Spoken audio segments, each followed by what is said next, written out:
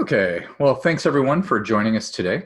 Most teachers struggle to make financial literacy exciting. So over the next 20 to 30 minutes here, I'm going to show you how you can use digital signage to make your classroom a more exciting learning environment.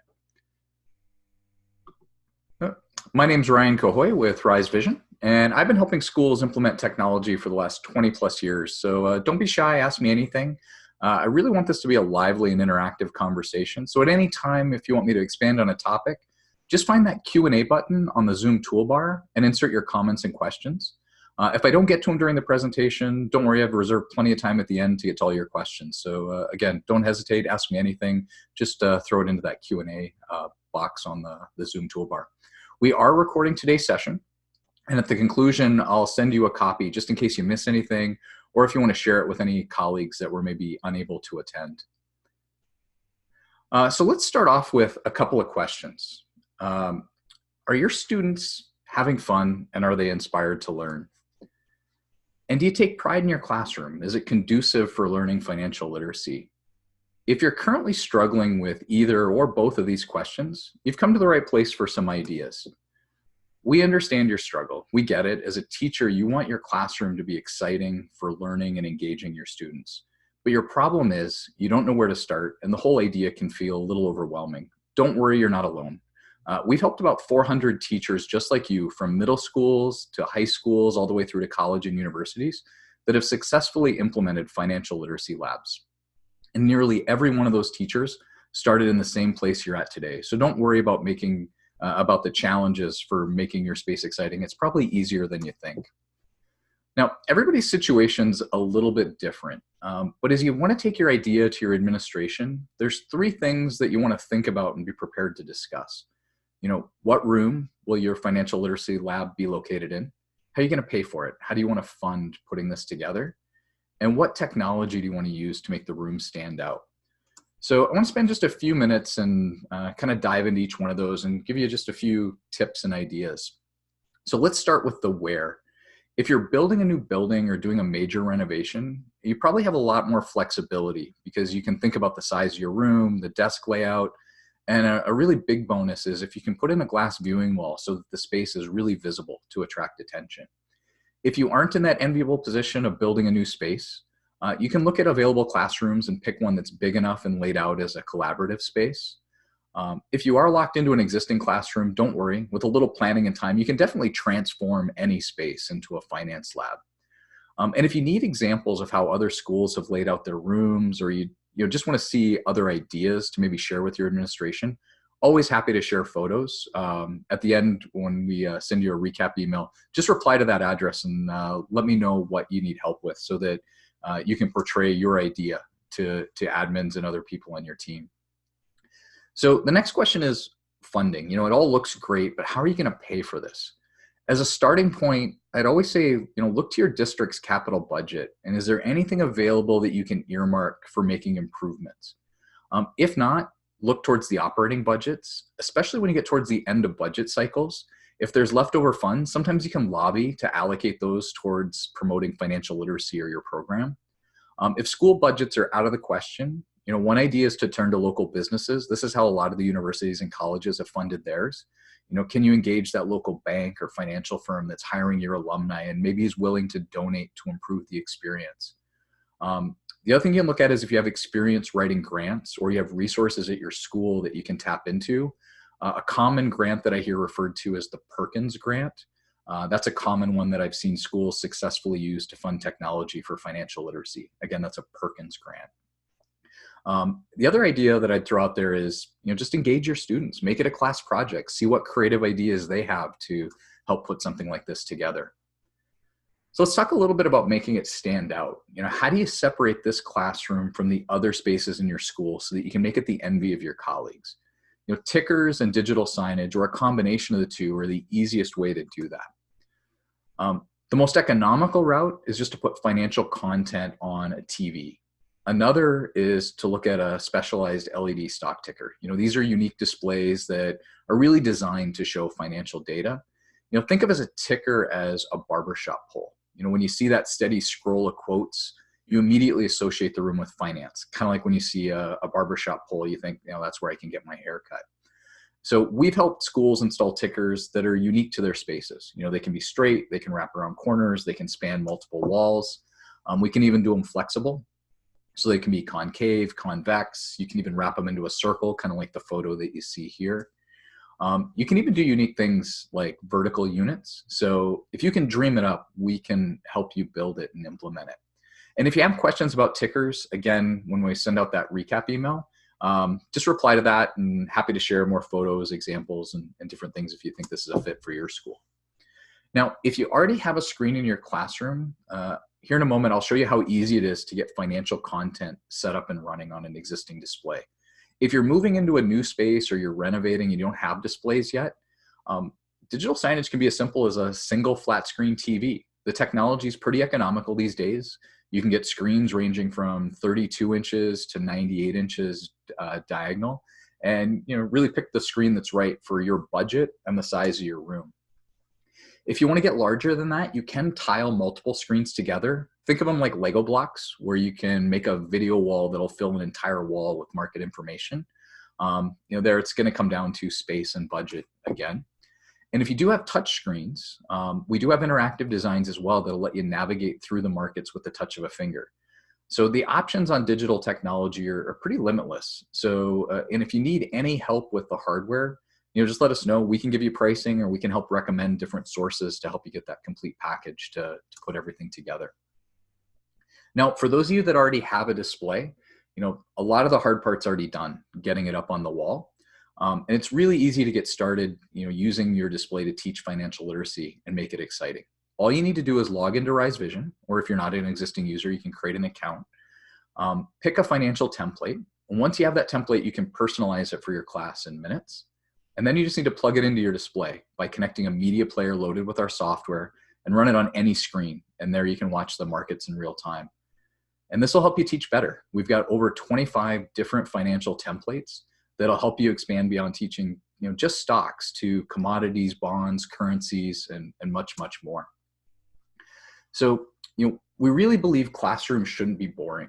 And by incorporating the live market information onto large TVs, you can inspire your students to learn in a more exciting classroom. And ideally what you're looking at is, trying to do things like this photo here, where you can snap photos of your students after they win a big competition or do something exciting and share them on your social media. And all this technology provides a great backdrop for those photos. So, well, the main purpose of this webinar is really to talk about financial literacy. I'd definitely be remiss if I didn't point out that a lot of schools struggle to easily communicate with their students. Our primary mission at Rise Vision is to provide digital signage that keeps everybody in the know.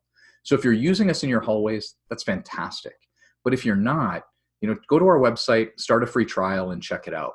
And for anybody out there that wants to get more training than the brief overview that I'm going to go through here, every Thursday, our support team does a live training. They get more into the details of how to use Rise Vision, and they're far more technical than I am.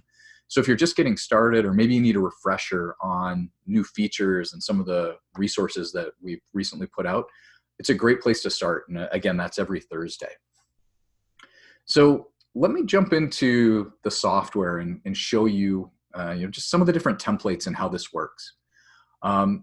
Again, if you go out to our website, risevision.com, if you're an existing user, just hit the login to get into your existing account. If you don't have an account yet, just click these green start trial buttons, and it takes just a few seconds. All we ask for is an email address, and you'll be set up with a free trial that you can play with. So I'm going to jump into my test account here. And just kind of as a quick overview, there's three main areas to Rise Vision that you'll interact with. There's presentations, and think of presentations as your content. This is where you're going to select these templates and personalize them to get your message out to the students.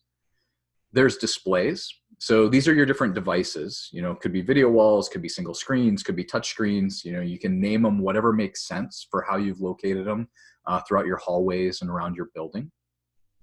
And then there's schedules, and that's what connects the two together. So a schedule is where you say what presentations you want to play on what displays and at what time. So I'm going to spend most of the time talking about presentations and specifically financial data. So I've got a few different designs that are pre-populated here in my account that I've been playing with. But whenever you want to get started, always look for this green Add a Presentation button. And this will open our library of templates. And as I mentioned, we launch new templates, fresh ideas every week. So you can always be on the lookout for these if you're looking for different things to mix it up and keep your students engaged.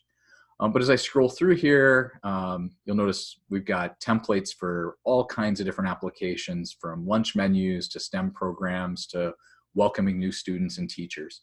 And then there's this whole section here on finance. So whenever you find a template that you'd like, if you just hit the green Add button, that'll put a copy of it into your account. Once it's here, I can rename it. So I'm just going to call this one Heat Map. And this one's pretty simple. It's a very dynamic template because it's a sector heat map. So each day, based on market dynamics, this is going to show the most active items by sector: technology, financial, healthcare, and we'll update those instruments here. So there's not a lot of interaction with the data. What you can do is you can personalize the background. So if you wanted to put, say, a photo of your school or something different back there, and you can always brand these with your logo. So, I'm going to remove that placeholder logo that was there, and I can either upload an image, or I happen to have one, here in my account that I'm just going to add in, and you'll notice that updated in the upper right-hand corner there. So whenever I'm done, I can just hit this Publish to Display. That'll save everything and publish it out to my screen once I've got it into my schedule. So let's grab a couple of different templates here.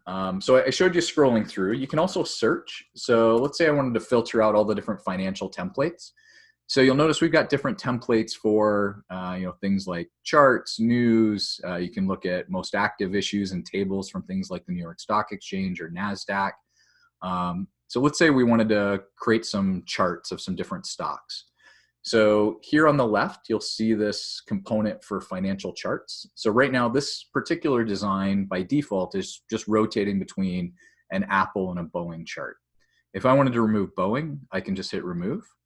Down here at the bottom, this green button for add stocks, this will show the most popular stocks. So let's say I wanted to throw in Amazon, Bank of America, Capital One. I could scroll through JP Morgan Chase, and I could add all those in and it would rotate through. The other thing I can do is I can just come in here and search. So let's say I wanted to put Facebook up. Right here, I've got Facebook. So I could add that one into the mix as well. And whenever I hit back, that'll automatically save it and put them into the rotation. And just like I did before, if I wanted to change my logo or my background, I could do that as well, or rename it. Then I'll publish it to my display. Let's look at a couple of different designs here. So the other thing we have is we have these zoned designs. So let's say you've got a large video wall, or you've got multiple screens, or maybe you have one really big screen and you want to put more data on that because the students are closer. These zone designs basically break the screen up into quadrants. So let's say you had a student managed fund and you wanted to put a watch list up. So here's a design where in the upper left, I've got a watch list, the upper right, some ETFs, the lower left, a chart, the lower right, some news, and then I've got a scrolling ticker across the bottom. So if I wanted to come in and update the chart, so right now this is rolling through Apple and Amazon, I could come in here, check off a couple of different ones. For the watch list in the upper left, so this is a list of the different instruments that are there. I could go through this and I could remove different ones. Or if I wanted to add some in, so I could come here and let's say I wanted to find Google, I can just search and I can grab Google, put that into my list as well. So you could personalize this to whatever watch list, maybe you're teaching students about oil and gas companies and you want to handpick instruments there so they could come in each day and see, greens up, reds down, and see how those instruments are performing. Now, outside of financial data, there is a cost for financial data. It's $99 per month per display. Let's say you want to put in some displays and you only wanted one allocated for financial data, and maybe on some others you wanted to put just some of our other templates. So I'll search for literacy, and here at the bottom we've got some different financial literacy templates. So here's one that works through what is a savings account and different facts, things like that. So I could put a copy of that in there. Let's say you wanted to show headline news. So I could come in here, here's an RSS news template. So you'll notice how this picked up my branding, my logo, the colors, all the new templates that we're adding pick up these global branding settings. So you don't have to add that logo each time and set your colors. Makes it really easy and time saving for you. But in this, if I wanted to come in and edit it, so let's say I wanted to call this financial news, you'll see the header change there. And then this is just an RSS feed. I don't have a different one offhand, but you could copy in a different RSS feed here if there was a specific one you wanted to watch. Then you could define how many different stories you want it to rotate through. And again, we've got hundreds of different templates here that you can mix and match based on what you want to communicate with your students, what you want to show. So once I've got all of these presentations, the way you get them out to your display is through a schedule. So I have a couple of sample schedules here. I've got my hallway signage. So I've got a couple of designs in here. I could come into this presentation. And let's say I wanted to add the news into this mix. I could go ahead and add that, hit save, and that would put it into that schedule. I could come here into my finance lab. I've got indexes and Forex right now. Let's say I want to add the heat map design that we created. And let's say I want that to play for 20 seconds. And then let's say, you just want to add a completely new display schedule. So let's call this, the right lab. Here, I'm going to handpick. I've got my finance lab right display that I want to show this on. And then I could come in and grab, here was that savings message. I want this for 20 seconds. I could come over here, grab the ETFs, put that up for 30 seconds. And you get the idea. I could keep adding as many different designs as I want into my schedules that are here. Whenever I click back on the home, you'll notice this is kind of a quick snapshot. So all those presentations that I created are here, my different schedules, my different displays, and I can navigate around from there. And you can always come up here and from a user standpoint, add as many users as you would like. So if you want to get different people, different teachers within your team to contribute different content, you can always do that as well. Make it a very collaborative design. Okay, I know that was really high level, but I do want to get to your questions. So if you've got something specific I didn't cover, just drop it into that Q&A box in Zoom. And while everybody's entering their questions, I do have just a couple of closing thoughts. Again, the whole reason behind what we've put together with this financial data is we really want to help make classrooms exciting and engaging. They shouldn't be boring. So hopefully you can take some of these ideas and implement signage that can make your classroom an exciting space for students. I referenced templates several times. I showed you them as I went through the demo here. If you want ideas like that in your inbox every week, you can sign up for our weekly playbook. And don't worry about trying to keep track of all this stuff. I'll send you an email at the conclusion here with a recording to the webinar, a link to that weekly training. So if you wanted to sign up for a more in-depth training, and then a link to that playbook if you want to sign up. And if you have any questions or need help getting set up with financial data or a trial license for the financial data, you can always just email us at sales@risevision.com or just reply to that recap email you're going to see, and we'll help you get set up. Okay, so let's jump into questions. First question. So how much does financial data cost? I'm just going to jump back to our website here. So out on risevision.com, under pricing, so there's a couple of parts to this. First off, we offer a 10% discount to schools. So you can check that off if you're calculating. And then how many displays do you want to put it on? So if you're looking at just one display, the cost is $10 per month. And if you pay annually, we give a little bit of a discount. So from a software perspective, grabbing the templates, all the functionality that I mentioned, this is where you can calculate the price. For the financial data, you'll notice the little note down here. For licensing with the exchanges and all of the data that we have, the cost there is $99 per display per month. So if you just need to license that for which displays you want to show those financial templates on.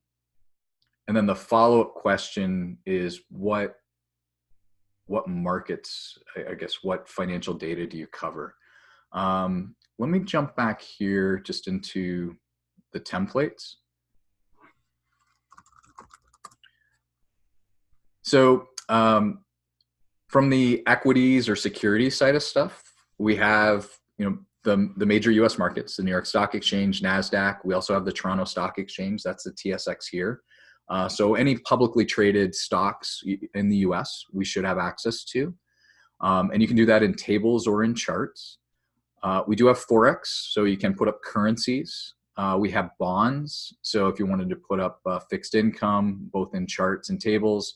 There's rates and indicators. We do have commodities through the CME group, so things like energy, metals, so things like gold, oil, also things like cattle, cotton, corn, etc. And then we have world indexes, so primarily the U.S. indexes. So if you want, the Dow Jones, the S&P, the NASDAQ, etc. We do have a handful of international indexes like the Hang Seng, the Nikkei, etc. So, and you can, when you grab one of these templates, so for example, with the indexes, when you come into here, you can add, and you can see the most popular ones for whatever template you select will be recommended. So for example, here's the popular indexes that we have access to. Let's see. Next question here. Do I need a media player? So we do need some kind of device behind the screen. So think of your display, whether it's a touch screen, a video wall, a single screen, as a monitor, and something needs to feed the video signal to it. So So BookPC is a company that we partnered with. They configure devices. You can order directly from them. This is the device I'd recommend right here for running financial data, especially with the scrolling ticker across the bottom. There's nothing proprietary about this. So if you want to configure your own devices, you're more than welcome to. This is the Intel Nook. The convenience with buying here is it's stress tested. It comes completely configured. You basically open up the box, plug it in, and away you go. But behind each display that you want to run content on, you do need some type of media player device behind it. And I see a follow-up question on that in terms of what operating systems we support. So we do support Linux, Windows, Chrome OS, and Raspberry Pi. So you can use any one of those four, mix and match. I would say the most popular, just because it's pretty economical and robust, is Linux, because it's an unattended device that you're just going to place behind your screen. Let's see. Next question here. What causes the screens to go blank in between presentations? I guess if you're referring to maybe just a brief flash, it could be a couple of things. It could be if you're running on a lower powered device like a Celeron, or it doesn't have a lot of memory, it may be taking a little bit longer to load.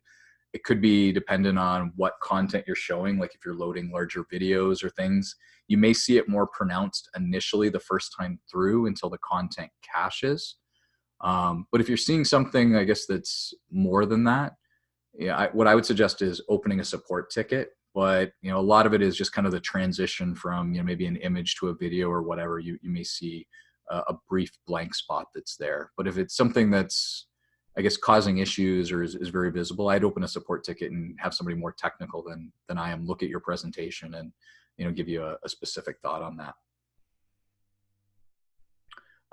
So I see your follow-up here. You said it's 10 to 20 seconds. That's definitely more pronounced. I would open a support ticket and have our guys look at your content. Maybe something's not caching right or something's not loading properly. But after the first time through, it definitely should go into cache and be much, much quicker. You shouldn't see the flash in anything like that. Next question here, the weekly templates, is there a cost? No, the weekly templates are included. So you can sign up if you're just on our website. Must be on the homepage here.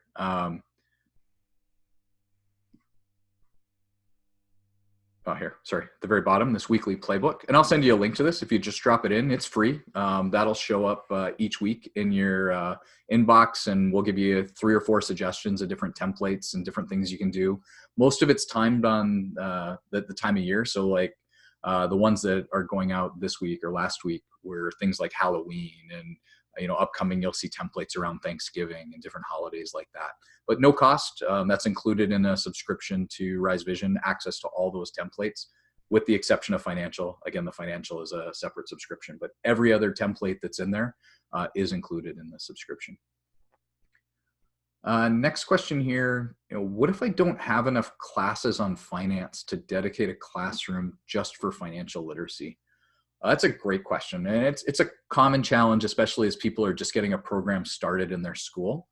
I think the key is just to get started and figure out if you've got some synergistic classes that you can double up. So maybe there's accounting, there's economics, maybe look to a computer lab, depending on what kind of software and different things you're going to use in there. And if you can double up and, kind of share that space, but give it more of a financial feel, that's a great way to get started. And then ideally what happens is you get more and more momentum around your finance program and you add more and more classes and sections. You have that case for a dedicated finance lab. But it's a common challenge, not only in high schools, even universities that start to put these in. They'll run dual purposes and try to run multiple different classes in there and make it more of a computer lab in the beginning before they get the momentum picked up the way they'd like.